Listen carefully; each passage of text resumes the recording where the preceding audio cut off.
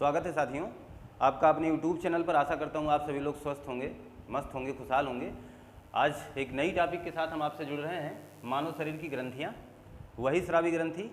वाकई में ये टॉपिक आपको तुरंत जैसे ही आपके सामने आ रही है आपको ऐसा लगना शुरू हो गया होगा कि अगर आप किसी भी वनडे एग्जाम की तैयारी कर रहे हैं तो हर पहलू पर ये आपको मिलते ही रहते हैं, हर किनारे हर मोड़ पर ये आपसे मुखातिब होते ही रहते हैं। तो हम आज कुछ इनसे अलग तरीके से मुखातिब होने का प्रयास भी करेंगे और आज के बाद फिर ये जब भी हमें किसी मोड़ पे मिलेंगे तो हमसे ये सलाम करके जाएंगे। ऐसा उम्मीद और ऐसा विश्वास के साथ मैं ये टॉपिक आपके सामने रख रहा हूँ, मानव शरीर की ग्रंथियाँ।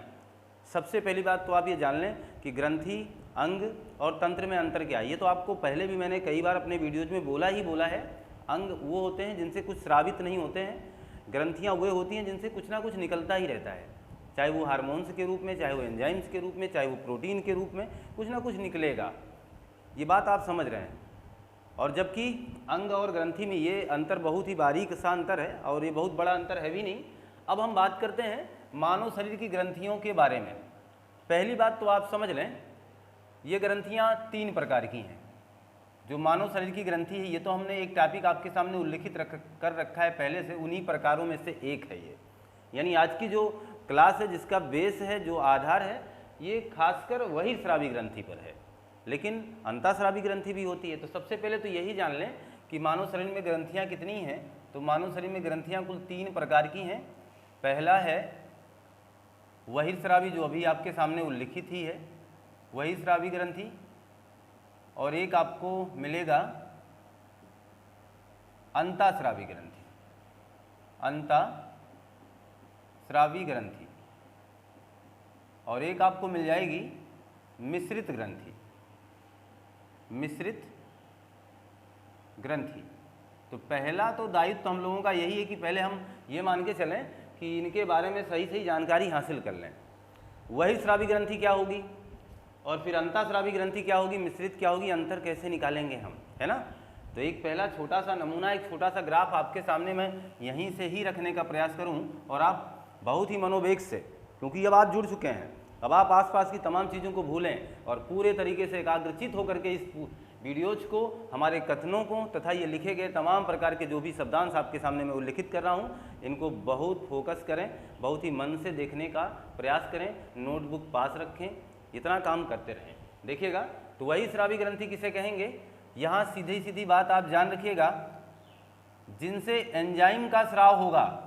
सुन रहे हैं ना, क्योंकि मैं केवल एंजाइम लिख रहा हूँ, आपको लिखना होगा स्रावित होगा, है ना। जिनसे एंजाइम स्रावित होगा उसे क्या कहेंगे, वही स्रावी ग्रंथि। और जिनसे हार्मोन्स निकलेगा, यानी हार्मोन का स्रावण होगा, हार्मोन का स्रावण, वो कहलाएंगे अंतःस्रावी ग्रंथि। यानी ऐसी ग्रंथियाँ जो हार्मोन निकालती हैं अंतःस्रावी कहलाती हैं, और जो एंजाइम्स निकालती हैं वो बहिर्स्रावी कहलाती हैं। कोरी कल्पना अपने दिमाग से हटाइए, ऐसा नहीं कि बहिर्स्रावी ग्रंथि का मतलब शरीर के बाहर होगी, ऐसी कोई व्यवस्था नहीं, सबके सब अंदर ही हैं। लेकिन जो एंजाइम्स का श्रावण कर रहे हैं उन्हें बहिर्स्रावी कहा जा रहा है, जो हार्मोन्स का श्रावण कर रहे हैं उन्हें अंतःस्रावी कहा जा रहा है, और जो दोनों का श्रावण करते हैं, दोनों का मतलब एंजाइम्स का भी और हार्मोन्स का भी, वो क्या कहलाएंगी, मिश्रित ग्रंथि कहलाएंगी। अब यहाँ जरा समझें, जो एंजाइम्स का श्रावण करती इन्हें बहिर्स्रावी क्यों कहा गया, जबकि ये बाहर तो है नहीं। इन्हें बहिर्स्रावी कहने का मतलब ये था क्योंकि ये एक नलिका में बहती हैं, यानी इनके लिए नलिका जरूरी है, एक पाइपलाइन की व्यवस्था जरूरी है। यानी एंजाइम्स हमेशा पतली पतली नलिकाओं के माध्यम से बहते हैं, यानी आते हैं, निकलते हैं, जो भी कहें आप। और हार्मोन्स के लिए कोई ऐसी व्यवस्था की ज़रूरत नहीं है, ये खुद ही व्यवस्थित हैं और ये सीधा जाकर के किसमें, रक्त में समाहित हो जाते हैं। डायरेक्ट कहाँ जाएंगे, ये रक्त में। तो ये बात ध्यान देना, यानी इनके लिए नलिका की ज़रूरत ही नहीं है, ये रक्त में डायरेक्ट अपना जाकर के पहुँच जाएंगे, सीधा सीधा रक्त में। तो कोई दिक्कत नहीं, आप अंतर समझ पा रहे हैं, मैं अंतर को बताना चाह रहा हूँ और आप भली भांति इस बात को समझ पा रहे हैं।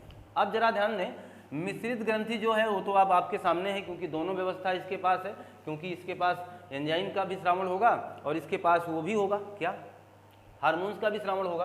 तो अगर हम बात करें, इनकी चर्चा बाद में करने के पहले मैं मिश्रित ग्रंथि में एक महत्वपूर्ण बात कर लेता हूं, जिसका पूरा आपको वीडियो भी मिल गया होगा अग्न्याशय का, और उसमें हमने इसके बारे में बात कर लिया है, अग्न्याशय के बारे में। पैनक्रियाज के बारे में हमने बात किया हुआ है अपने वीडियोज़ में, और आप जाकर के पीछे देखेंगे तो आपको तमाम प्रकार के वीडियोज़ जो हमने बना रखे हैं, अभी उत्सर्जन तंत्र चल रहा था वहाँ हमने आग्नेयाशय की बात की, अभी पाचन तंत्र चल रहा था वहाँ भी हमने आग्नेयाशय के बारे में काफ़ी अच्छे ढंग से बात करने का प्रयास किया है। आप उन वीडियोज़ को देखें। यहाँ तो मैं बस इसलिए अपने सामने इस टॉपिक में रखा हूँ जिससे आप इस बात को आसानी से समझ पाएँ। तो इससे हार्मोन्स का भी श्रवण होगा। इंसुलिन निकलता है यहाँ से आग्नेयाशय से। इंसुलिन एक हार्मोन है। एग्जामिनर एक बात समझना, एग्जामिनर क्वेश्चन जानते हो कैसे करता है? वो पूछेगा इंसुलिन क्या है? हार्मोन्स है, एंजाइम्स है, दोनों है, इनमें से कोई नहीं। तो इंसुलिन क्या है? इंसुलिन एक हार्मोन है जिसकी कमी से मधुमेह नामक रोग हो जाएगा।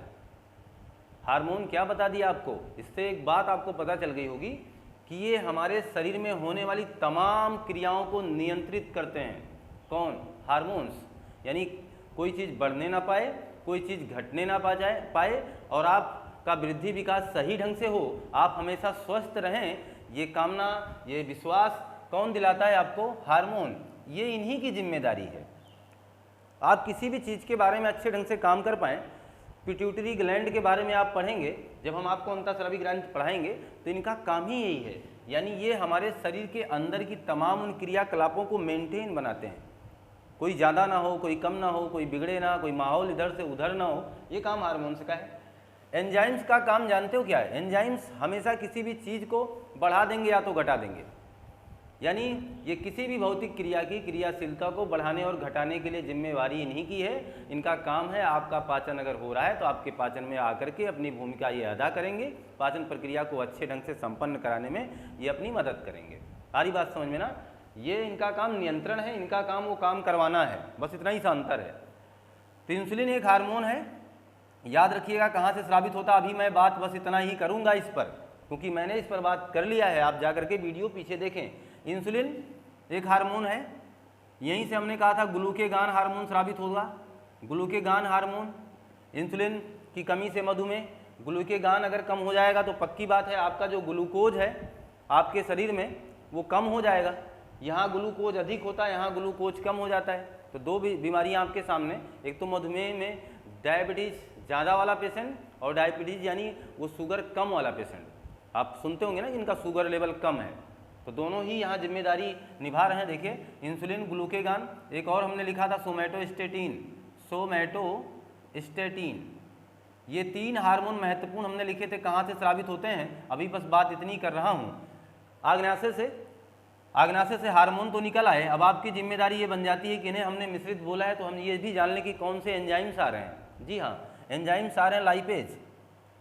लाइपेज एंजाइम है, वसा को तोड़ेगा, पाचन प्रक्रिया में बेहतरीन तरीके से आपकी मदद करने की जिम्मेदारी उठाएगा। तो लाइपेज, ये बात यह भी पाचन तंत्र में हुआ है। मैं इसीलिए आपसे बार बार कह रहा हूँ, किसी भी चीज़ को समझने, पढ़ने, जानने के लिए आपको हमेशा क्रमबद्ध तरीका अपनाना ही चाहिए। आप बैकफुट जाएं, आप पीछे हों और क्रम से पाचन तंत्र को देख करके आएँ, इसके बाद इस वीडियोज को देखने का प्रयास करें तो बेहतर ढंग होगा और बहुत ही अच्छे ढंग से आप उसे समझ ही पाएंगे। तो लाइपेज है, और लाइपेज के बाद एक और हमने लिखा था ट्रिप्सिनोजेन।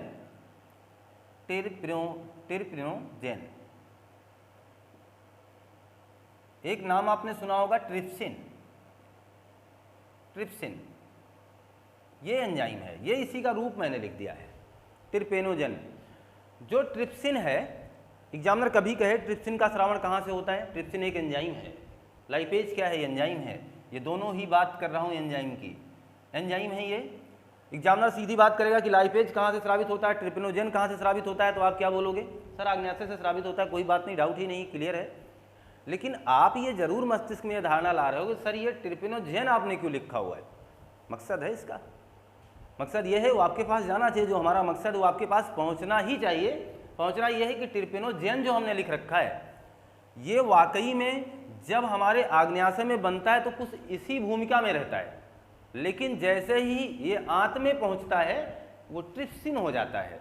यानी ट्रिप्सिनोजेन ये निष्क्रिय रूप है, निष्क्रिय अवस्था है, और ये इसकी कैसी अवस्था है? सक्रिय अवस्था है। तो दो महत्वपूर्ण पहलू आप जान पाए। लेकिन कभी भी पूछे कहाँ से स्रावित होता है तो आप वही बताइएगा जो हमने बता रखा, जो आपके सामने उल्लिखित कर रखा है। अच्छा आप बताना, ये डाउट स्पष्ट हुआ, इसे मिश्रित ग्रंथि क्यों कहा? क्योंकि इससे हार्मोन्स निकले, इससे एंजाइम निकले, दोनों आ गए, अतः ये मिश्रित कहलाएगी।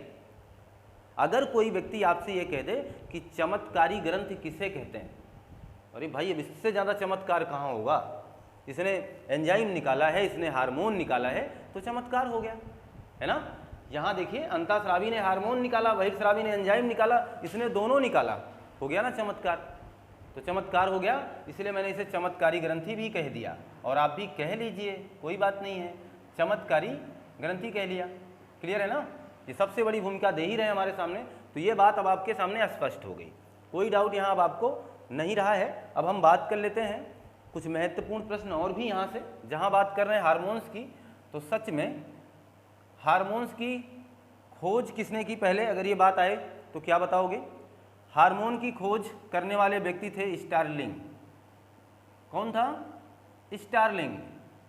स्टार्लिंग ने हार्मोन की खोज की, और कुहने नामक वैज्ञानिक ने, ये खोज करता है भाई, स्टार्लिंग ने खोज की और कुहने नामक वैज्ञानिक ने क्या किया? नामकरण कर दिया। कुहने ने नामकरण किया। नामकरण करने वाले वैज्ञानिक कौन थे? तो कुहने थे, यानी हार्मोन नाम किसने दिया है? कुहने साहब ने, और स्टार्लिंग साहब ने खोज की है, ये बात ध्यान दें। और एक है महत्वपूर्ण प्रश्न और आप यहाँ से याद रखें, सिक्रेटिन। सिक्रेटिन हार्मोन की सबसे पहले खोज हुई, हार्मोन की खोज सबसे पहले हुई, खोज सबसे पहले हुई। सिक्रेटिन हार्मोन की खोज सबसे पहले हुई। सिक्रेटिन हार्मोन बनता कहाँ है? तो सिक्रेटिन हार्मोन बनेगा, यह भी आपको लिए जरूरी ही है, पित्ताशय में, गाल ब्लैडर। पित्ताशय यानी यकृत के पास लगी हुई वो छोटी सी थैली जिसमें पित्त रस इकट्ठा होता है, और इसी में पथरी वगैरह हो जाता है। तो अब आज की व्यवस्था है, इसको लेजर विष से काट करके निकाल दिया जाता है, पूरे पित्ताशय को ही गायब कर दिया जाता है, फिर भी वो सुचारू व्यवस्था चलती है। ये बात क्लियर हो गई। अब आपको कोई दिक्कत हो तो बताएं। अब हम बात करते हैं एंजाइम की। एंजाइम की खोज की बुकनर साहब ने, एंजाइम की खोज बुकनर साहब ने की, और बुकनर साहब ने किसमें की? ईस्ट में। बुकनर साहब ने ईस्ट में सबसे पहले जाइमेज नामक एंजाइम खोजा, सबसे पहले जाइमेज एंजाइम की खोज की। ये बात ध्यान दें, यानी ये पहली बात मैं कह रहा हूँ, फर्स्ट चीज़ें फर्स्ट अटैम्प्ट में कब अक्सर पूछ ली जाती हैं कि कौन हार्मोन को खोजने वाला है, कौन इसे खोजने वाला है, कौन इसको खोजने वाला है। ये पहले अटैम्प्ट में कुछ इस तरीके का क्वेश्चन पूछ ही लिया जाता है। और एक वैज्ञानिक का नाम और आपको बता ही दूँ, सुमनर साहब ने, सुमनर साहब ने सबसे पहले मानव मूत्र में यूरिपेज नामक एंजाइम की खोज की। यूरिपेज एंजाइम खोजा था, ये मानव में था। ये ईस्ट में खोजने वाले थे, ये सबसे पहले मानव में खोजने वाले थे। ये तो मानव की ही व्यवस्था है। गाल ब्लैडर की बात तो हमारे पास भी गाल ब्लैडर है, तो यहाँ कुछ और करने की आवश्यकता नहीं है। तो मैं मान के चलूँ कि बात आपको समझ में आई। मैंने हार्मोन के बारे में थोड़ी सी चर्चा आपके सामने इंगित कर दी, एंजाइम के बारे में कर दिया, मिश्रित ग्रंथि के बारे में बता दिया। अब हम थोड़े से अपने टॉपिक को अब आगे बढ़ाएंगे और क्रमबद्ध तरीके से बहिःस्रावी अंतःस्रावी ग्रंथियों के उदाहरण समझेंगे। क्लियर है बात ना? आप इसका स्क्रीनशॉट लें। ये मान के चलूँ आपने स्क्रीनशॉट ले लिया होगा। और अब हम बात करते हैं क्रमबद्ध तरीके से। पहली ग्रंथि आपके सामने मैं डालूँ बहिःस्रावी ग्रंथि, बहिःस्रावी ग्रंथि यानी बाहर से जो स्रावित हो रहा है। अब आप मान के चलें, अभी हमने बात आपसे किया, बहिःस्रावी ग्रंथि में क्या आएगा? फिर एंजाइम्स आएंगे ना, एंजाइम्स का श्रवण होगा बहिःस्रावी ग्रंथि से। तो कुछ ऐसे नाम हम लोग याद करेंगे अब जो जरूरी हैं। पहली बात तो एक ग्रंथि है सेरुमन, सेरुमन ग्रंथि। ये कहाँ मिलेगी? ऐसे ही आपको याद रखना है, सेरुमन ग्रंथि कान में मिलेगी, और कान में मिलेगी, और ये किसको निकालेगी? मोम को, मोम निकालेगी। मोम एक प्रकार का क्या है? एंजाइम है। बात समझना, जो बाहर निकलेंगे ना वो एंजाइम्स के रूप में ही निकलते हैं, और उसमें तमाम प्रकार की एंजाइम्स मिली होती हैं। जैसे लाइकोपेज वगैरह होंगे तो आपके हानिकारक कीटाणुओं को मारने का काम करते हैं हर जगह। आपके कान में कोई चीज़ चला जाए, तमाम प्रकार के छोटे छोटे कीटाणु इस रास्ते से अंदर जाना चाहें, भाई रास्ता इधर से, तो हो सकता है कुछ लोग इधर से भी अपना रास्ता बना ही ले और अंदर जाना चाहें, तो ये व्यवस्था है आपके शरीर में, वो काम हो जाएगा फिर उनका। सेरुमन ग्रंथि से कान में मोम निकलेगा, और आप अक्सर आप देखते होंगे आप अपने कान को बहुत ढंग से इस तरीके से साफ करें तो कुछ ना कुछ मोम के रूप में निकल ही आता है, और तमाम प्रकार का किसी किसी का बहुत ज़्यादा गाढ़ा काला हो जाता है, होता है ना। ऐसा क्यों होता है? क्योंकि उसमें बहुत ज़्यादा गंदगियाँ भर जाती हैं और फिर ये व्यवस्था हो जाएगी। अगली बात देखिएगा, लेक्राइमल ग्रंथि। लेक्राइमल, ये सारी ग्रंथियों का नाम मैं जहाँ लिख रहा हूँ ये सबकी सब वही श्रावी है, ये बात ध्यान दें। सीधी बात, निम्न में से कौन सी ग्रंथि वही श्रावी है, निम्न में से कौन सी ग्रंथि अंतःस्रावी है, निम्न में से कौन सी ग्रंथि मिश्रित है? तो मिश्रित की तो बात जान चुके हो। अब बात कर रहे हैं कि कौन सी वही श्रावी है, तो वही श्रावी अब आप पढ़ ही रहे हैं। लेक्राइमल कहाँ मिलेगी आपको? आँख में। आँख में मिलेगी। कहाँ मिलेगी? आँख में। और आँख में आप ऐसे ही करके देखेंगे तो किनारे किनारे ये लेक्राइमल ग्रंथि आपको मिल जाएगी। और इसका काम क्या है? ये आंसू का श्रावण करेगी, अश्रु का, आंसू का श्रावण करेगी, यानी अश्रु का श्रावण करेगी, आंसू निकलेगा। और आंसू में महत्वपूर्ण व्यवस्था वही है, लाइकोपेन या वही लिख देता हूं मैं, लाइकोपेन। वो जो लाइपेज अलग बात है, ध्यान देना। लाइसोजाइम जो हमने आपको बताया था, कुछ इस तरीके का आप एंजाइम अपने दिमाग में सेट कर लें। लाइसोजाइम कहाँ निकलेगा? लाइसोजाइम वाकई में इसी आँख के आंसू से स्रावित होगा, आँख के आंसू से निकलेगा लाइसोजाइम। और ये आपके आँख में जो भी कीटाणु प्रवेश कर जाएगा, आप खुद ही देखो, जब आप बाइक वगैरह चला रहे होते हैं, अचानक आपकी आंखों में कोई कीड़ा आ जाता है और वो कीड़ा कुछ समय के बाद अचानक मर ही जाता है उसमें। इसका मतलब बहुत खतरनाक व्यवस्था है आपकी आंखों में। आपकी आंखें ही तो सब कुछ कराती हैं, है ना। समझने वाले ये बात समझेंगे, ध्यान से समझना। आँख में ही अगर कोई बात आ गई, आँख में ही कोई चीज़ आ गई, आँख से ही तो ये दुनिया है, और आँख में कोई चीज़ गई, ये व्यवस्था मिली, लाइसोजाइम ने उन्हें मारा। क्लियर है बात ना? अब ध्यान दें, तो लेक्राइमल ग्रंथि तो यहाँ मिली। एक बात मैं करने वाला ये था, पंकटम, इसे याद रखेंगे, पंकटम।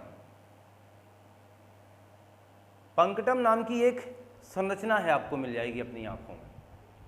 वो छोटे छोटे मांसपेशियों के होंगे और एक थैली जैसी संरचना मान के चलना, उसमें आंसू का स्टोर होता है। यानी लेक्राइमल आंसू निकालेगी, अश्रु का श्रावण करेगी, वो उन्हें जाकर के स्टोर कर लेगा। आप अच्छा सोचो, ये व्यवस्था करने की क्या ज़रूरत थी? अगर ईश्वर ने हमें बनाया है तो ये व्यवस्था क्यों दे दी? जानते हो क्यों दे दी?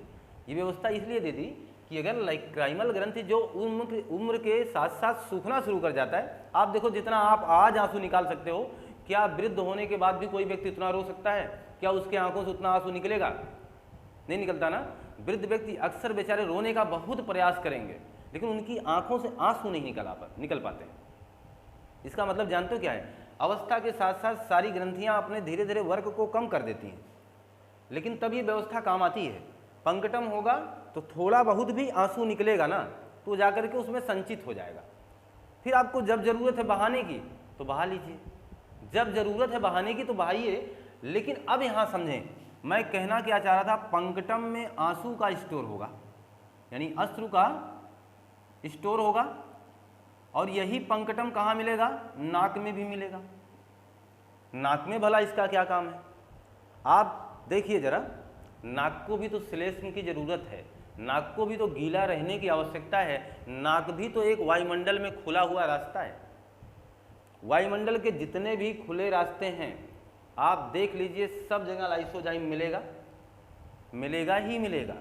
मुख में मिलेगा, कान में मिलेगा, नाक में मिलेगा, म्यूकस मिलेगा नाक में। म्यूकस का मतलब वो एकदम चिपचिपा सा पदार्थ होता है, वो आपकी नाकों में रहेगा। कोई भी वायुमंडल से आप जबकि सांस ले रहे हैं, जबकि नासा मार्ग खुला हुआ है, जबकि आप हवा खींच रहे हैं, तो ये मान के चलें कोई भी चीज़ बाहर से आएगी तो इसी नासा मार्ग से होने का प्रयास करेगी, तो वो म्यूकस उन्हें अपने आप उसे जाने नहीं देगा, अवरोधक बन के खड़ा हो जाए कि भाई आपकी ज़रूरत हमारे शरीर में नहीं है, मैं हवा जाने दूंगा और कुछ भी जाने नहीं दूंगा। तो अश्रु का स्टोर होगा, नाक में भी पंकटम, यहाँ भी आंसू का स्टोर होता है। बचपन में जब आप रोते थे, जब आप बहुत परेशान थे, परेशान का मतलब ये था कि आप घर पे मार खाए हुए थे और बचपन में आप काफ़ी छोटे ही रहे, भाई छोटा ही होता है बचपन। उस समय जब आप रोना शुरू करते थे, उस समय जब आप रोना शुरू करते थे तो क्या होता था? रोते समय आपके आंखों से भी आंसू आते थे और आपके नाकों से भी आते थे। खतरनाक रोना था वो। अगर आपने रोया होगा तो आपको याद आया और आ रहा होगा कि आंखों से भी आंसू और नाकों से भी पानी निकल आता था।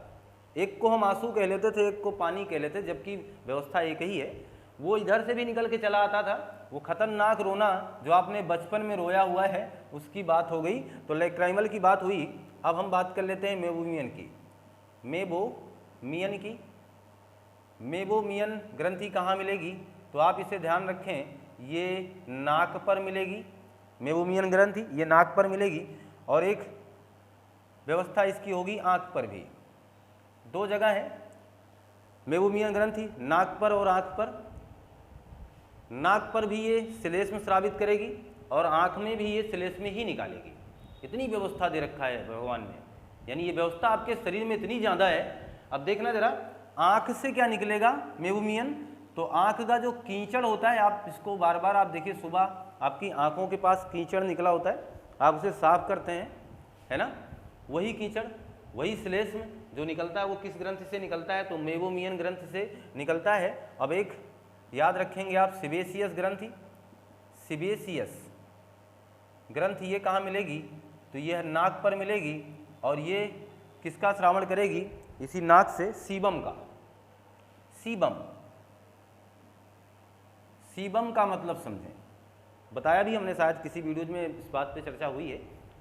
सीबम का मतलब क्या होता है? यह भी एक प्रकार का चिपचिपा और श्लेष्म है जो आपके नाक को बहुत ही कोमल बनाए रखता है। आप देखिए, और किसी जगह टच करिए और इस हिस्से को टच करें तो वाकई में यहाँ आपको कोमलता मिलेगी और कुछ सहजता मिलेगी और ये तेल जैसी संरचना को पूरे त्वचा में फैलाने का काम करेगा और आप कहेंगे कि मेरी त्वचा ऑयली हो गई है। और आप फिर मार्केट जाएंगे और तमाम प्रकार के विज्ञापन में छपे हुए कॉस्मेटिक चीज़ों का इस्तेमाल करेंगे, होता है ना? और आप जाएंगे फला क्रीम लेंगे कि हमारी त्वचा तैलीय हो गई है और ऑयली महसूस कर रहे हैं। ऐसा ये जाकर के आप फिर मार्केट में तमाम ऐसी व्यवस्थाओं के साथ फिर आप सामने आएंगे उस ऑयलीपन को दूर करने के लिए। जब आप कोई भी केमिकल बगैर किसी जांच, बगैर किसी डॉक्टरी सलाह के यूज करेंगे तो ये नाराज़ हो जाएगा ना। फिर कौन? ये सीबेशियस ये कहेगा ना, ये मज़ा नहीं आया, आपने ये क्या कर दिया हमारे साथ। फिर ये जब ये नाराज़ हो जाएगा ना, फिर तो ज़्यादा मात्रा में स्टोर होने लगेगा, क्योंकि आप उसे बाहर जाने देना नहीं चाह रहे हैं। वो स्टोर होगा तो जगह जगह बड़े बड़े ऐसे ही दाने निकल आएंगे। फिर जिसे आप अंग्रेजी में पिंपल्स बोलेंगे, है ना? पिंपल्स बोल देंगे कि हमारे अब क्या करें, पिंपल्स निकल आए हैं। वो जो पिंपल्स निकल आए हैं ना, फिर वो इसी की देन है, क्योंकि आपने इसके साथ आपने अपने सेबेशियस को, आपने अपने सेबिकस को नाराज कर दिया है। आपने अपने सेबेशियस या सेबिकस को क्या कर दिया है? नाराज कर दिया है। तो नाराज ना करें इन्हें, साहुलियत से पेश आएँ।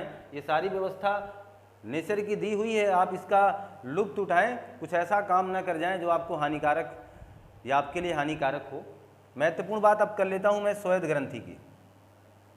श्वेत ग्रंथि अभी हम त्वचा वाले पार्ट में पढ़ करके आए हुए हैं। त्वचा के पार्ट में ये चीज़ हमने देखा है श्वेत ग्रंथि के बारे में।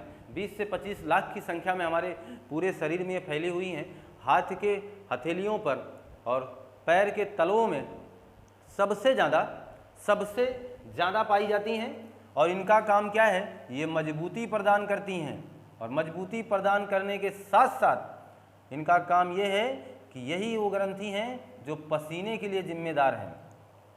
आपके शरीर से पसीना बाहर आता है भाई, और पसीने के साथ साथ नमक बाहर आता है। कभी आप अपना पसीना चख कर देखेंगे तो ये बात आपको पता चल जाएगी कि सच में पसीना नमकीन होता है। तो लोग कहते हैं, उन मजदूरों से पूछिए जो बहुत ही ज़्यादा हार्ड वर्क करते हैं, उनके मुख में पसीना ऐसे ही टपकते टपकते चला ही जाता है। और उनसे पूछिए जो बचपन में बहुत ज़्यादा रोने का प्रयास किए हैं या बहुत ज़्यादा रोए हैं, उनके आंसू कभी न कभी उनके मुख में ज़रूर चले गए हैं। अब आपने आंसू को भी चखा है, मजबूरी अवस्था में आपको पसीने भी चखने ही पड़ जाते हैं, है ना, है कि नहीं। गरीबी कान छिदवाती है और तिनका डाल देती है कानों में। अवस्थाएं ही हैं, वो हमारी परिकल्पनाएं ही हैं कि जब हम कमज़ोर अवस्था में हैं तो हमें इन सब चीज़ों से बहुत ज़्यादा परहेज नहीं करना। अभी हो सकता है आपको ये लग रहा हो कि अरे पसीना हो जाता है, वो मजबूरन वो अवस्था चली जाएगी। तो श्वेत ग्रंथि मजबूती प्रदान करेगी और किसका उत्पादन करेगी? पसीने का। डायरेक्ट क्वेश्चन, पसीने का उत्पादन कहाँ से? यहाँ से। अग्रलिखित जितनी भी चीज़ें अभी हमने जितनी ग्रंथियों का उल्लेख आपके सामने किया है, सब कैसी ग्रंथि हैं? वही श्रावी ग्रंथि हैं। कौन कहाँ पाई जा रही है, किससे क्या श्रावण हो रहा है, किसका क्या फायदा है, ये सारी बातें आपके सामने चल रही हैं। आप आगे बढ़ते जाएं। अब मैं बात कर लेता हूँ लार ग्रंथि की। लार ग्रंथि, इसके बारे में पाचन तंत्र के पहले ही पार्ट में हमने लार ग्रंथि की बात की। लार, देखिए कितनी चीज़ें मिल रही ना, ये बात हुई है फिर मिल रही है। तो लार ग्रंथि से टायलिन निकलेगा, डाइस्टेट निकलेगा, लाइसोजाइम निकलेगा। ये बात ध्यान दीजिए, lysozyme, ptyalin, diastase, lysozyme, lysozyme, ये सब एंजाइम हैं। ये बात ध्यान रखिएगा, ये सब क्या है? एंजाइम है। कभी इनको गलती से प्रोटीन मत कह देना, है ना। जब ये कहेगा टायलिन क्या है? एंजाइम है। और सभी एंजाइम क्या है? प्रोटीन है। इस बात को ध्यान देना। मतलब मैंने क्या कहा, आपको सिखाने का प्रयास किया था कि कभी गलती से प्रोटीन न कहना। ये सारी की सारी प्रोटीन ही हैं।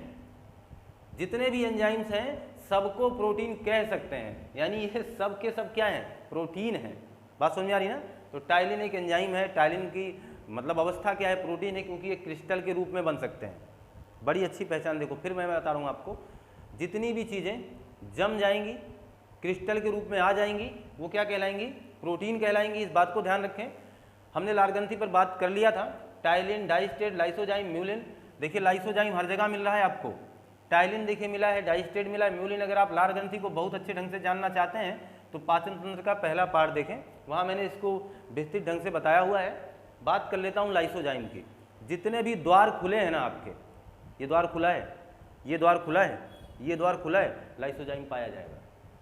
क्योंकि बाहर से कोई जाना चाहेगा ना तो फिर ये लाइसोजाइम हथियार का काम करेगा।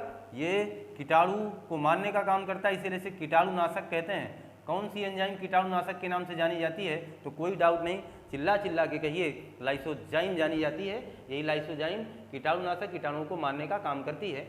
अब जगह थोड़ा सा कम, आप इसका स्क्रीनशॉट लें। तो आपने इसका स्क्रीनशॉट ले लिया होगा। और अब मान के चलता हूँ कि आप बड़ी बेहतर ढंग से इसको समझ भी पा रहे होंगे। बहिस्रावी ग्रंथि की चर्चा चली रही है, जहाँ हमने अभी देखा टायलिन की बात की, डाइस्टेट की बात की, लाइपेज की बात की। और अब बात कर लेता हूँ जठर ग्रंथि की। यह भी एक बहिस्रावी ग्रंथि है। ये कहाँ मिलेगी आपको?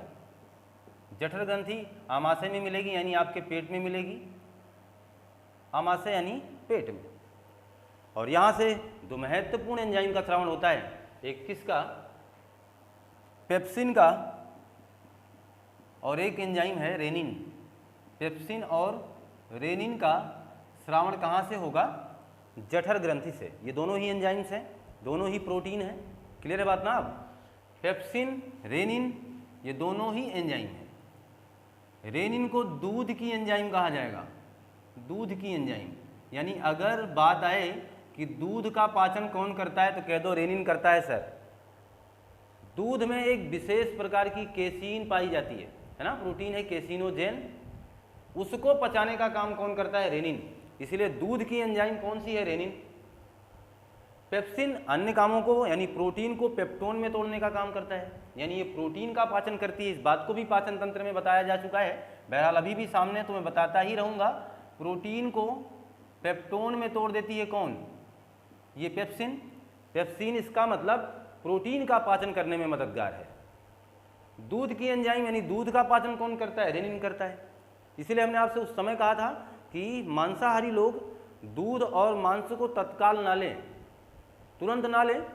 ऐसा करने से रेनिन आपके शरीर में नहीं बन पाएगा तुरंत। जिसकी वजह से दूध रह जाएगा, मांस रह जाएगा, मांस का पाचन पहले चलेगा, दूध वहाँ बचा रह जाएगा, जठर रस ज़्यादा तेजी स्रावित होने लगेगा, हाइड्रोक्लोरिक अम्ल आपके आमाशय में बढ़ जाएगा, फिर आपको एसिडिटी हो जाएगी और आपको वो फिर वोमिटिंग यानी पलटी वगैरह होने लगेगी, समस्या बढ़ जाएगी।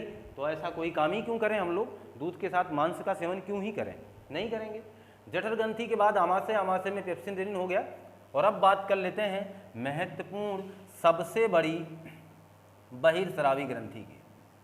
लीजिए अब कई उत्तर लीजिए आप साथ साथ। सबसे बड़ी बहिर्स्रावी ग्रंथि किसे कहोगे? आपका जवाब आना शुरू हो गया होगा और आपके दिमाग में आ भी रहा होगा, अगर नहीं आ रहा है तो मैं तो लिखता ही जाऊंगा। सबसे बड़ी बहिर्स्रावी ग्रंथि कौन सी है? यकृत है, लीवर है, जिगर है ना। ये तीनों नाम किसके हैं? एक ही तो हैं, यकृत, लीवर, जिगर, सब एक ही है। सबसे बड़ी बहिर्स्रावी ग्रंथि कौन सी है? यकृत। एक जवाब और देना चाहूँगा आपको, एग्जामिनर जब कभी ऐसे ही लिख के पूछेगा ना, मानव शरीर की सबसे बड़ी ग्रंथि, उसने ना क्या लगाया, ना बहिर लगाया है ना ही अंता लगाया है, तब भी किसे बताना है? यकृत को। दो उत्तर हो गए ना साथ साथ। बहिर पूछेगा तब भी जवाब यकृत है, सबसे बड़ी ग्रंथि पूछेगा तब भी जवाब यकृत है। लेकिन अब देखना, जब वो इस तरह कह देगा सबसे बड़ी अंतःस्रावी ग्रंथि, अब उत्तर बदलेगा भाई। अब आ जाएगा सबसे बड़ा अंतःस्रावी ग्रंथि है थायराइड, थायराइड ग्रंथि, ये सबसे बड़ी है अंतःस्रावी में, थायराइड ग्रंथि ये सबसे बड़ी है अंतःस्रावी ग्रंथि में। और इसकी बढ़ी हुई मात्रा आपके लिए बहुत ही हानिकारक है। लोग देखिए चेक भी कराते हैं, थायराइड बढ़ने ना पाए, इस बात को ध्यान दें, अन्यथा फिर तो आपके शरीर में कुछ होने वाला है ही नहीं, वृद्धि विकास होना रुक जाएगा। थायराइड ग्रंथि की बात कर लूँ तो ये सबसे बड़ी अंतःस्रावी ग्रंथि है। और अगर ये बात की जाए सबसे बड़ी अंतःस्रावी तो होगी ना। अब हम बात करें दूसरी सबसे बड़ी ग्रंथि, देखना जो प्रश्न है वही इतना बताना आप। दूसरी सबसे बड़ी ग्रंथि, दूसरी सबसे बड़ी ग्रंथि अगर पूछ ली जाए तो फिर आपका जवाब आ जाएगा आग्नेयाशय का। क्लियर है बात? ये चीज़ दूसरी सबसे बड़ी ग्रंथि कौन हो जाएगी? आग्नेयाशय। उससे एंजाइम भी आता है, उससे हार्मोन भी आता है। स्पष्ट हो गया ना? अब तो कुछ करने की आवश्यकता ही नहीं रही। अब आपके पास ये उत्तर हमारा चला जा चुका है और मैं ये मान के चल रहा हूँ आप इसे समझ भी गए हैं।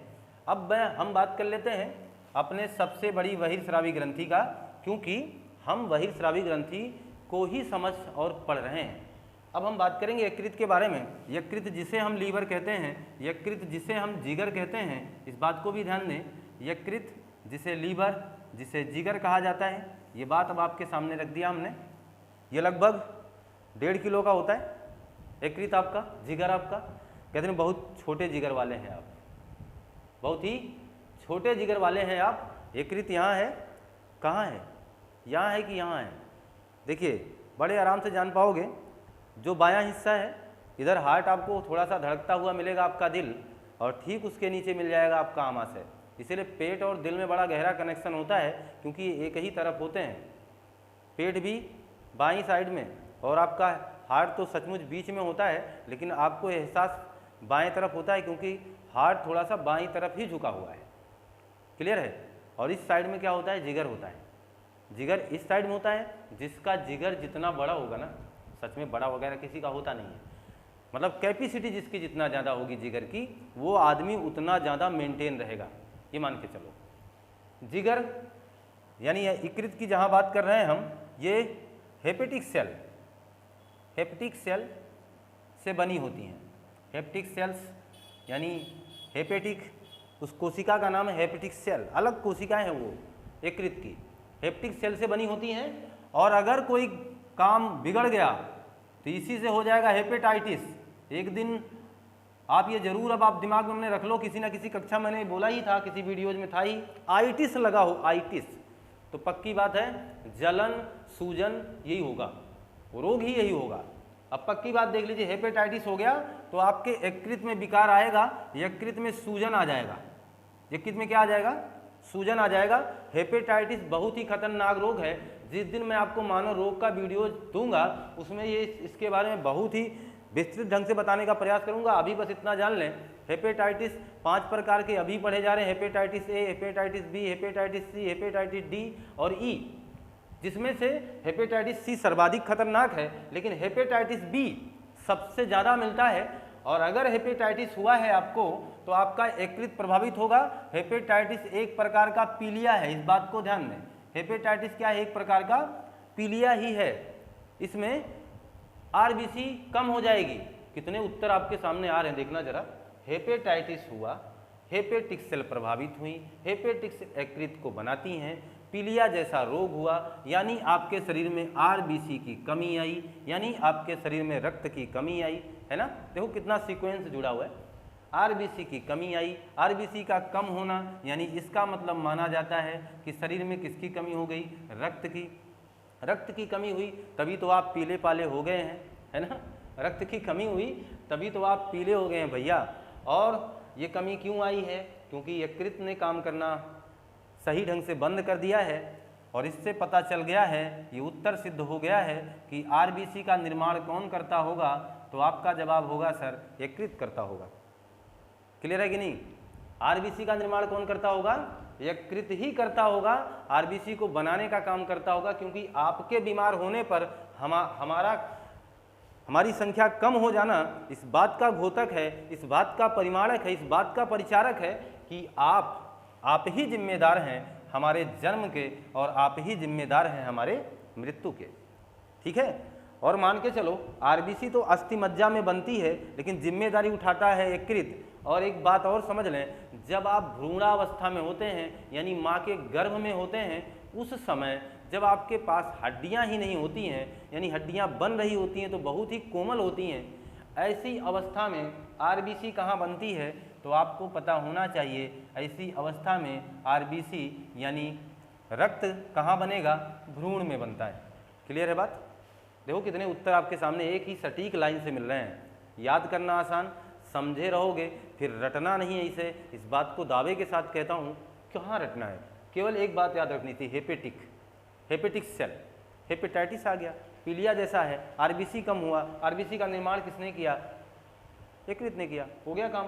ठीक है, आगे देखिएगा, यकृत की जो कोशिका है, यकृत की कोशिका अगर क्षतिग्रस्त हो गई, अगर क्षतिग्रस्त हुई, क्षतिग्रस्त होने का मतलब भी बता रहा हूं, अगर क्षतिग्रस्त हुई तो सबसे जल्दी ठीक होगी हमारे शरीर के अन्य किसी भी पार्ट के अपेक्षाकृत। हमारे शरीर के अन्य किसी पार्ट के अपेक्षाकृत कहीं भी चोट लग जाए, कहीं भी घाव हो, कहीं की कोशिका क्षतिग्रस्त हो, उन सब में टॉप पर यानी सबसे जल्दी ठीक होने वाली कोशिका कौन होगी? यकृत की। यानी क्षतिग्रस्त कोशिका सबसे पहले ठीक हो जाएगी, या सबसे तीव्र गति से ठीक होती है। तीव्र गति से ठीक होगी किसकी? यकृत की। लगे हाथ रोचक जानकारी दे दूं, आपके मस्तिष्क की अगर कोशिका डैमेज हो गई, क्षतिग्रस्त हो गई, वो ठीक नहीं होगी, ये तो और खतरनाक है। इसीलिए आपसे बार बार ये बताया जाता है कि मस्तिष्क में चोट नहीं लगना चाहिए। और आप देखते हैं, इसीलिए तो आपको हेलमेट लगाने के लिए सरकार बार बार ये फोर्स करती है। और मैं भी अपने इस YouTube चैनल के माध्यम से आपको ये बताना ही चाहूँगा, जब इस टॉपिक पर पहुँच ही गया हूँ तो आपसे ये ज़रूर कहना चाहूँगा कि आप हेलमेट का ज़रूर प्रयोग करें। आप कभी भी बाइक चला रहे हों, हेलमेट अवश्य लगाएं, क्योंकि मस्तिष्क का जो चोट है, आपके सामने ये पता चल गया है कि क्षतिग्रस्त हुआ तो पक्की बात है मस्तिष्क की कोशिका पुनः निर्मित नहीं होती हैं। ये चीज़ ध्यान देना, मस्तिष्क की कोशिका क्षतिग्रस्त होने पर पुनः नहीं बन पाएंगी, पुनः निर्मित नहीं होगी, इसीलिए तो खतरनाक है। आप देखते हैं डॉक्टर साहब कहते हैं कि हाँ उनके मस्तिष्क में चोट आ गई है, और जब चोट आ गई तो बेचारे को फिर मस्तिष्क में तो फिर दिक्कत है ना, क्योंकि वो कोशिकाएं रिपेयर ही नहीं होंगी। हाँ एक बात और है, बहुत ही जल्दी मरती भी नहीं है, बहुत जल्दी मस्तिष्क को आप क्षतिग्रस्त कर भी नहीं सकते हैं, क्योंकि ऐसी व्यवस्था हड्डियों के बीच में अंदर जा कर के सुरक्षित है ना, आसान नहीं है। लेकिन फिर भी जब खतरनाक एक्सीडेंट वगैरह हो ही रहे हैं तो ऐसी जगह में यहाँ चोट लग जाना बहुत बड़ी बात नहीं है, इसलिए हेलमेट पहनना जरूरी है। अब आगे देखें आप, अगर हमने बात किया है कि क्षतिग्रस्त ये होगी और सबसे जल्दी ठीक हो जाएगी, जैसे अगर कोई आपको चाकू मार दे और गनीमत ये रह जाए कि उसका चाकू किस सीधा इधर लगे, दाहिने साइड में लगे, और अगर हमारे यकृत पे लग गया ना तो मान के चलना हम मरने वाले नहीं हैं, वो निकाल ले जाएंगे, फिर हम जा करके हमारी वो कोशिकाएं जल्दी रिपेयर होंगी, जल्दी हमें लाभ मिलेगा, ठीक हो जाएंगे। लेकिन अगर वो इधर लगा दिया फिर समस्या है। तो कोशिका क्षतिग्रस्त होगी, सबसे पहले ठीक होगी, इस बात की जानकारी हो गई। अब आपको हम बात करते हैं, यहीं पर एक कोशिका और है जिसका नाम है कूपर सेल। ये बड़ी रोचक जानकारी है, इसको लीजिए आप अपने दिमाग में समाहित करें। कूपर सेल एक महत्वपूर्ण कोशिका है, कहाँ पर? आपके लीवर में कूपर सेल। आप अगर शराब का सेवन कर रहे हैं, धूम्रपान कर रहे हैं, शराब का सेवन कर रहे हैं, तो पक्की बात है कौन सी कोशिका प्रभावित होगी? यही कूपर सेल प्रभावित हो जाती है। कूपर सेल को जहर कोशिका कहा जाता है, जहर कोशिका इसे कहा जाता है। क्यों? क्योंकि ये कोशिका कूपर सेल, जिसे हम जहर कोशिका कह रहे हैं, ये प्रभावित हो जाती है। अगर आपने किसी व्यक्ति ने आत्महत्या के लिए, यानी अपने आप को मारने के लिए, दुनिया से जाने के लिए अगर ये ठान लिया है, और अगर उसने जहर का सेवन कर लिया, जहर का सेवन कर लिया, पोस्टमार्टम होने के बाद डॉक्टर साहब बड़े आराम से बाहर निकल के आएंगे और बताएंगे कि इस फले फले बच्चे ने क्या खा लिया है? जहर खा लिया है। कैसे पता चला उन्हें? दूसरी बात समझना, अगर किसी व्यक्ति ने किसी दूसरे व्यक्ति को जहर खिला दिया है, फिर पोस्टमार्टम होता है, तब भी डॉक्टर साहब बाहर आएंगे और कहेंगे इस व्यक्ति ने जहर खा लिया है। जानते हो क्या होता है? उसमें यकृत प्रभावित हो जाता है। यकृत की कौन सी कोशिका प्रभावित हो जाती है? कूपर सेल, जिससे डॉक्टर साहब आराम से अंदाजा लगा लेते, अच्छा कूपर सेल तो ऐसे प्रभावित नहीं होती है, इसका मतलब जहर खाया है। आप प्रत्येक दिन शराब पीते हैं, डेली शराब पीते हैं, कूपर सेल डेली प्रभावित होता है, डेली प्रभावित होता है। लेकिन क्षमता यकृत में इतनी बढ़िया है कि वो क्षतिग्रस्त होंगे तुरंत रिपेयर हो जाते हैं। क्या अद्भुत है शरीर, देखना जरा क्या अद्भुत व्यवस्था है। आपने शराब पिया, आपकी कूपर सेल प्रभावित हुई हो, शाम को पिया था, सुबह आदमी उठा, फिर Kupffer cell maintain, Kupffer cell ठीक, कोई समस्या नहीं होगी। हाँ, तो आप कहोगे सर ये तो आप अपने चैनल से ये बता रहे हैं कि शराब पीना कोई जुर्म नहीं है। मैं जुर्म की बात नहीं करता, ना ही मुझे किसी व्यक्ति के जो वो फायदे और नुकसान की बात करूँगा। मेरा केवल मानना है, हम लोग उद्देश्य हमारा है पढ़ाने का, हम लोग शिक्षा के कंटेंट शेयर कर रहे हैं। यहाँ समझना, मैंने बात क्या किया है, लेकिन अगर कोई व्यक्ति हद से ज़्यादा शराब पिएगा, हद से ज़्यादा का मतलब ये हुआ कि सुबह उठे शराब, दोपहर में भी शराब, शाम में भी शराब, पूरा जमाना ही शराब, हर पल शराब, उठते बैठते जागते सोते समय हर पल शराब। और अगर इस तरीके से वो डूब गए मैखाने में, इस तरीके से अगर वो डूब गए मैखाने में, तो फिर कूपर सेल काम नहीं आएंगी उन्हें बचाने में, है ना। फिर यकृत की वो व्यवस्था खत्म हो जाएगी। यकृत अपने आप अपने हाथ को खड़ा कर देगा कि नहीं भाई इतना ज़्यादा मैं नहीं कर पाऊँगा। फिर कूपर सेल लगातार डैमेज, तो कौन रिपेयर करने वाला है भाई फिर? तो ये जान लीजिए, किसी भी चीज़ की हद होगी तो खतरनाक है। तो हद से ज़्यादा हो जाने पर कूपर सेल प्रभावित हो जाएगा, नष्ट हो जाएगा, जिससे समस्याएं बढ़ जाएंगी। अब हम बात कर लेते हैं कुछ और महत्वपूर्ण बात जिगर के संबंधी। हमारा जिगर और क्या करता है? हमारा जिगर देखो कितने महत्वपूर्ण कामों को अंजाम देता है। कार्बोहाइड्रेट जो आप भोजन से लेते हैं, कार्बोहाइड्रेट को वसा में बदलने की क्षमता रखता है, वसा को पुनः कार्बोहाइड्रेट में बदलने की क्षमता रखता है, प्रोटीन को कार्बोहाइड्रेट में बदलने की क्षमता रखता है। अरे कैसी मशीन है भाई ये, है ना, अद्भुत है ये चीज़। आप देखना मैं क्या कह रहा हूँ, मैं कह रहा हूँ कि कार्बोहाइड्रेट को वसा में बदल देगा, प्रोटीन को कार्बोहाइड्रेट में बदल देगा, प्रोटीन को कार्बोहाइड्रेट में बदल देगा। यानी अगर आपके शरीर में कार्बोहाइड्रेट की कमी हुई तो प्रोटीन देखेगा ना, उसे कार्बोहाइड्रेट में बदल देगा, और अगर वसा की कमी है तो उसी कार्बोहाइड्रेट को उठाएगा और वसा में बदल देगा। सिस्टमैटिक ढंग से इतनी बढ़िया व्यवस्था है, इतनी अच्छा काम इस यकृत का, इस जिगर का है। आप इसे बचाएं, इसे सचमुच क्षतिग्रस्त ना होने दें। देख रहे हैं कितनी बड़ी व्यवस्था है, ये काम कर रहे हैं। किसी भी कमी को पूरा करने के लिए जिम्मेदारी उठा रखा है इसने।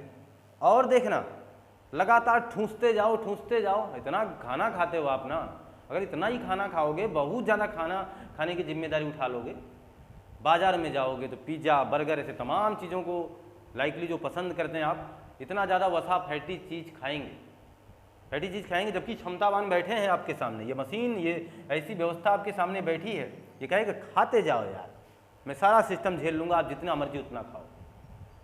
लेकिन झेलने का तरीका देखना, खाते रहो, झेलेगा ये। झेलेगा कैसे?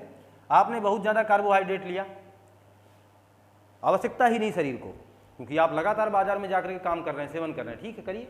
इसने कह दिया करते जाइए, कोई बात नहीं, आदमी हो मानेगा नहीं, वसा में मैं बदल दूंगा। इसने वसा में बदला, अब जितनी ज़रूरत थी वसा की उतनी ज़रूरत हुई वसा की, वसा भी अधिकता हो गई। अब आप मान नहीं रहे हैं, यकृत कह रहा जाने दो, खाने दो, हमारे पास और भी क्षमता है, मैं कुछ और करूँगा। ये जान तो क्या करता, फिर वसा को कोलेस्ट्रॉल में बदल देता है। वसा को किस में बदलेगा? कोलेस्ट्रॉल में। और जैसे जैसे ये कोलेस्ट्रॉल आपके शरीर में बढ़ेगा, वैसे वैसे आपकी शरीर ऐसे ऐसे फैलना शुरू हो जाएगी और आप एक मोटापा के शिकार हो जाएंगे और एक मोटे हट्टे कट्टे बहुत ज़्यादा तंदुरुस्त व्यक्ति कहलाएंगे, है ना। फिर वो समस्या आपको घेर सकती है। इसलिए आप देखिए बहुत ज़्यादा ऐसी चीज़ों को ना खाएं, क्योंकि आपका यकृत मना ही नहीं करता है आपके खाने, और ये आपके खाने पर परहेज ही नहीं लगाता है। अजीब ये यंत्र है और अजीब ये सिस्टम, अजीब ग्रंथि है ये आपके खाने होने पर परहेज कभी नहीं लगाएगी। ये जानते हो कि जितना मर्जी उतना खाओ, मेरे पास इतनी जगह व्यवस्था रख दूंगा मैं। आपका देखते नहीं वसा बढ़ता है तो सबसे पहले जान दो क्या करता है, जगह देख करके जगह बनाता है। सबसे पहले देखेगा अरे पेट के आसपास तो बहुत जगह है, ये इतना खाली स्थान भरा पड़ा है, यहाँ ये मांस को इकट्ठा करना शुरू कर देगा। धीरे धीरे धीरे धीरे धीरे सबसे पहले अगर आप देखो तो पेट ही बड़ा होता है, जबकि वो पूरा पेट नहीं है। मेरे कहने का मतलब है सबसे पहले आपके पेट के आसपास का हिस्सा, मांसपेशियां वहाँ की बढ़ने लग जाएंगी, यानी वहाँ मोटापा छा जाएगा, कोलेस्ट्रॉल बढ़ जाएगा, मोटा हो जाएंगे। फिर भी यकृत नहीं मानेगा, आप नहीं मानोगे, यकृत कहेगा खाने दो यार इस आदमी को, जितना मर्जी उतना खाए, मेरे पास क्षमता है, बना दूंगा मैं जगह। वो कहेगा अरे खा लो यार अभी बहुत जगह है। फिर आप खाएंगे, फिर वो मांस को कहीं और ले जाएगा, फिर आपके पैरों में पहुँचा देगा कि यहाँ बड़ा जगह खाली है, पैरों में भर दो, पीछे भर दो, है ना। तो इसीलिए देखते नहीं हो आदमी पीछे से मोटा, आगे से मोटा, पैर उसका मोटा, हाथ फिर जाकर के मोटे हो जाते हैं। फिर जब आदमी एकदम थक जाता मोटापे से, जब उसे 40-40, 45-45 नंबर के शर्ट नहीं आते हैं, तब उसे लगता है अरे भगवान अब तो बहुत खतरनाक काम हो गया। तब वो जिम का इरादा बनाता, कोई एक नेक आदमी उसे मिलता और कहता जिम जाइए। फिर वो 1 महीने जिम जाएगा, उसके शरीर में कोई प्रभाव नहीं दिखेगा, वो फिर भाग के आएगा तो जो नेक आदमी मिला था उसे ही कोसेगा, यार पता नहीं क्या क्या बताते, कोई प्रभाव ही नहीं हुआ। सच बताएं प्रभाव होगा, वो कब होगा? जब आप नियमित ढंग से जाएंगे तो सबसे पहले तो सिस्टमैटिक ढंग से मांस कम होगा। यकृत ने जैसे जैसे सेट किया है ना वैसे वैसे कम होगा। तो सबसे पहले पेट में सेट किया था, इसका मतलब पेट का मांस सबसे बाद में जाएगा, इस बात को ध्यान दें। पेट का मांस सबसे बाद में जाएगा ना, क्योंकि सबसे पहले उसने मांस को कहाँ, वसा को कहाँ इकट्ठा किया? आपके पेट में इकट्ठा किया। तो ये वसा सबसे बाद में जाएगी, ये फैट सबसे लास्ट में कटेगी। तो जिम लगातार जाएं, कंटिन्यू काम करेंगे तो ठीक हो जाएंगे।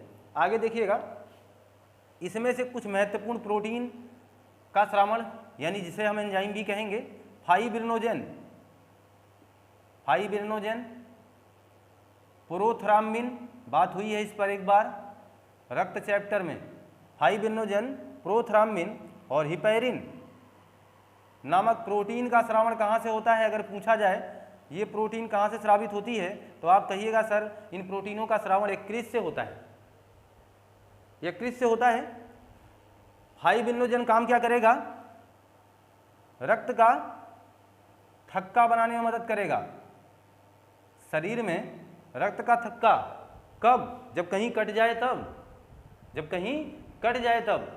और प्रोथ्राम्बिन भी इन्हीं का सहयोग करेगा तथा रक्त दाब को नियमित करेगा, यानी आपका ब्लड प्रेशर बहुत ज़्यादा आगे पीछे ना हो जाए, इस बात की भी जिम्मेदारी ये उठाने का प्रयास करेगा कौन? फाइब्रिनोजेन। इस बात को आप समझ पा रहे हैं? हमने बात की है कि फाइब्रिनोजेन रक्त का थक्का बनाएगा, प्रोथ्राम्बिन भी उसका वही भूमिका निभाएगा और रक्त दाब को भी मेंटेन बनाने का प्रयास करेगा। क्लियर है बात ना? निर्माण कहाँ से होते हैं? यकृत से होते हैं। इस बात पर चर्चा चली रही है, क्योंकि यकृत की बात कर रहा हूँ, बहिस्रावी ग्रंथि की चर्चा बनी हुई है आज की कक्षा में।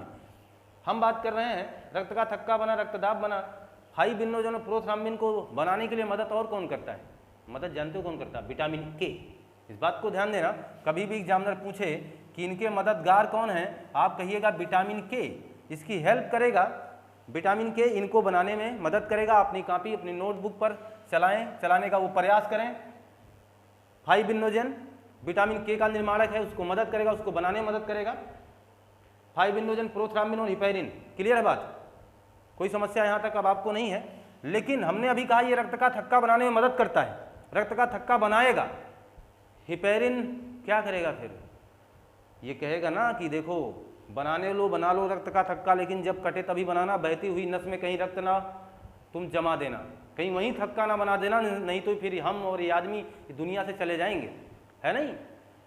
इसलिए हिपैरिन की व्यवस्था भी कर दिया यकृत ने। कहा नहीं नहीं जाओ इसको रोकना, ऐसा ना करने पाएगी कहीं यहीं शरीर के अंदर ही जमा दे।